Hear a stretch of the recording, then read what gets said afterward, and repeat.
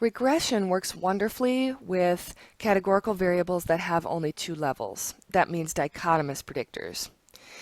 Because the two levels give us all the information we need, we don't have to worry about doing anything special to them except for assigning them values of 0 and 1. However, things are going to bump up in complexity from here on out with categorical predictors that have 3 or more levels.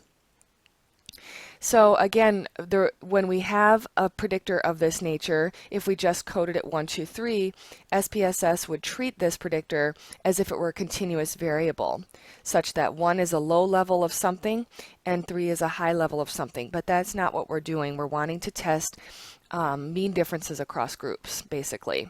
So we're trying to do what you did before for a one-way ANOVA. We're doing exactly the same thing.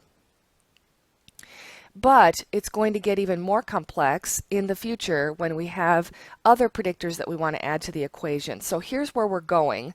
So we're digging into the details of this, but the big picture overall is that I'm teaching you how to run a one-way ANOVA, but do it in regression so that you can add more predictors to your model that we cannot do in ANOVA.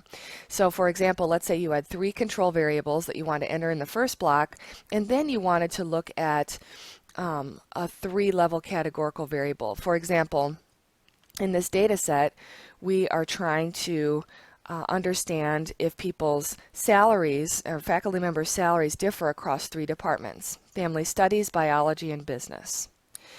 And this example data set is located on Blackboard in this week's folder, and it's titled Family Studies, Biology, and Business.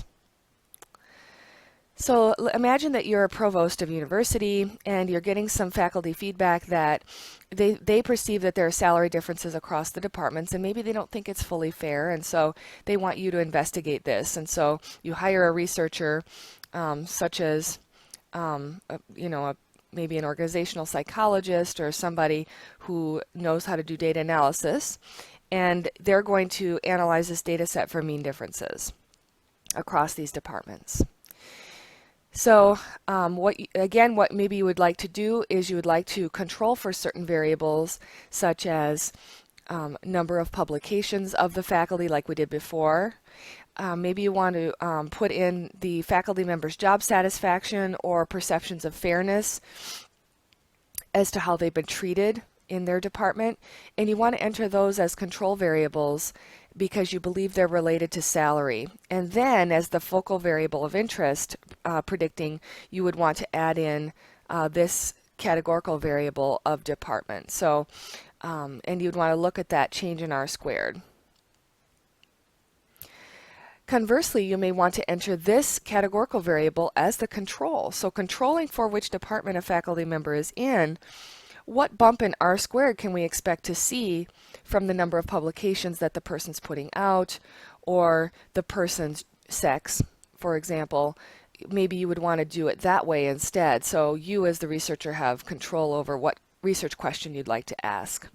So when we have a complicated sequential model like that, where we're having some controls and then we want to look at the change in R squared that is attributed to this categorical variable, this department variable, then we need a more complex analysis than a one-way, because a one-way ANOVA is not going to accommodate all of these predictors. So that is where we're heading eventually.